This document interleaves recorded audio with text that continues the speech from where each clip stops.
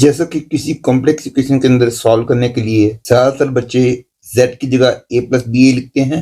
उसके बाद given equation में z की जगह a प्लस बी आई लिख के रियल पार्ट और इमेजिनरी पार्ट को इक्वेट करते हैं। लेकिन इस प्रोसीजर को यहाँ लगाओगे तो बहुत लेंथी हो जाएगा, लेकिन मैं इसको ऐसे नहीं करूंगा। मैं कैसे करूंगा? सी, पहले मैं क्वेश्चन पढ़ देता हूँ। इस क्वेश्चन में कहा गया है कि z की value a plus b i है where b is non zero and the value of z satisfies this equation, and we have to find the least value of n so that both are equal. From here it is clear that इस equation को solve करना बहुत आसान हो जाएगा यदि मेरे को इसकी वैल्यू मिल जाए, क्योंकि जब मेरे को मॉड z की वैल्यू मिल जाएगी तो उस वैल्यू को मैं यहाँ पुट कर दूंगा और ये पूरी इक्वेशन z में बन जाएगी और वहां से मैं z की वैल्यू निकाल लूंगा। और इस इक्वेशन से मॉड z निकालना बहुत आसान है। सिंपली इस इक्वेशन के अंदर दोनों तरफ mod ले लो।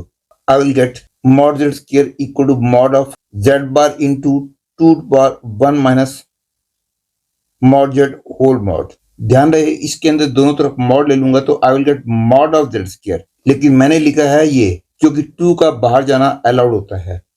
That is I mean to say mod of z to the power n and mod z to the power n is same thing। अब मैं थोड़ी देर के लिए mod z को r मान लूं तो equation will become r square equal to r into 2 to power 1 minus r। ध्यान रहे यदि mod z r होगा तो mod of z bar भी r होगा, तो इसीलिए इसके mod को मैंने r ही लिखा है। और क्योंकि ये पॉजिटिव रियल नंबर है तो इसका बाहर जाना अलाउड है। एंड नाउ इसके अंदर दोनों तरफ मैं r से डिवाइड करता हूं और r से डिवाइड करना मेरे को अलाउड है क्योंकि z के अंदर b नॉन जीरो दे रखा है और b नॉन जीरो हुआ तो इसका मतलब हो गया z इज नॉन जीरो और z नॉन जीरो है तो r is sure to be non zero.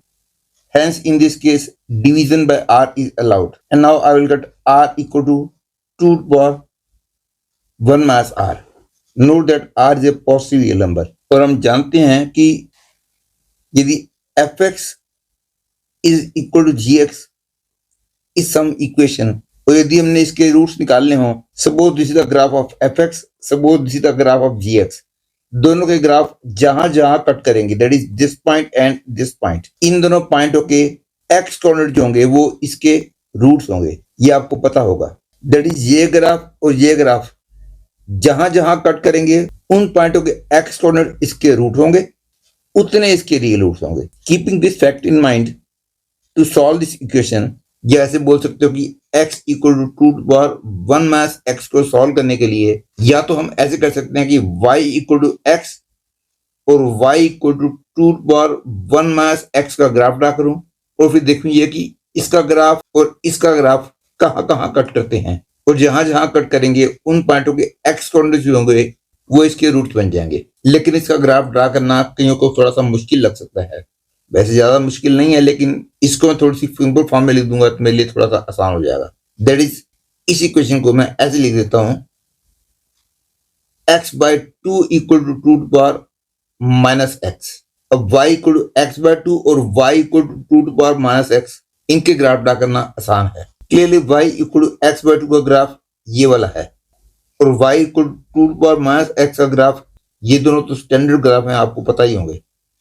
और क्योंकि दोनों के ग्राफ केवल एक पॉइंट पे कट करते हैं, हेंस इस पॉइंट का x कोऑर्डिनेट जो होगा that will be the root of this equation. लेकिन आप बोलोगे इस पॉइंट का x कोऑर्डिनेट कैसे निकालेंगे? बहुत सारे रूट्स हमको पता है कि सॉल्व किए बगैर ही केवल कॉमन सेंस से निकल जाते हैं। Clearly x equal to 1 satisfies this, क्योंकि x इक्वल टू 1 रखेंगे तो ये 1/2 बन जाएगा, ये भी 1/2 बन जाएगा।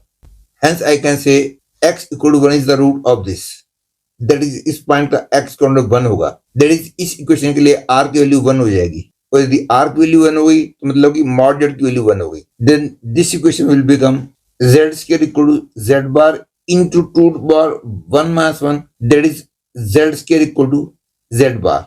और ये तो हमको बताइए कि mod z इक्वल टू 1 का मतलब होता है mod of z square equal to 1, that is z bar is equal to 1, that is z bar is equal to 1 by z।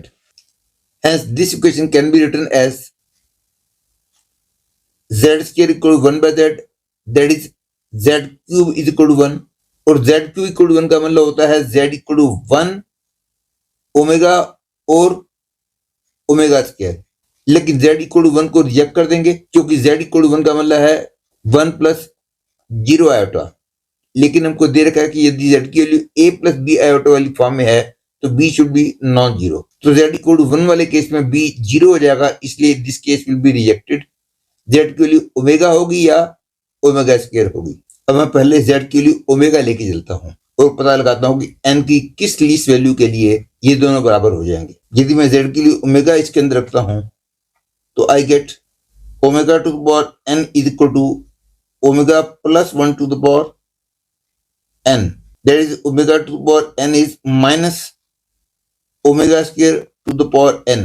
हम जानते हैं कि ओमेगा क्यूब 1 होता है। Clearly n is not equal to 1 and n is not equal to 2, क्योंकि n equal to 1 और 2 के लिए ये इक्वेशन सेटिस्फाइड नहीं हो रही है। और n की वैल्यू 3 लेता हूं तो ये 1 बन जाएगा, लेकिन ये -1 बन जाएगा क्योंकि ओमेगा के बाद 6 भी 1 होता है। तो आफ्टर 3 n इक्वल 4 और 5 के लिए भी ये इक्वेशन क्लियरली सेटिस्फाइड नहीं है। The next possible value of n is 6। 6 के लिए दोनों बराबर हो जाएंगे क्योंकि ओमेगा के बाद 6 भी 1 हो जाएगा, ये ओमेगा टू पावर 12 बन जाएगा, वो भी 1 होगा। और यदि यहाँ पे मैं 6 लूंगा तो ये माइनस भी खत्म हो जाएगा। That is the least value of n so that they are equal is n equal to 6। Therefore the answer to this question is 6।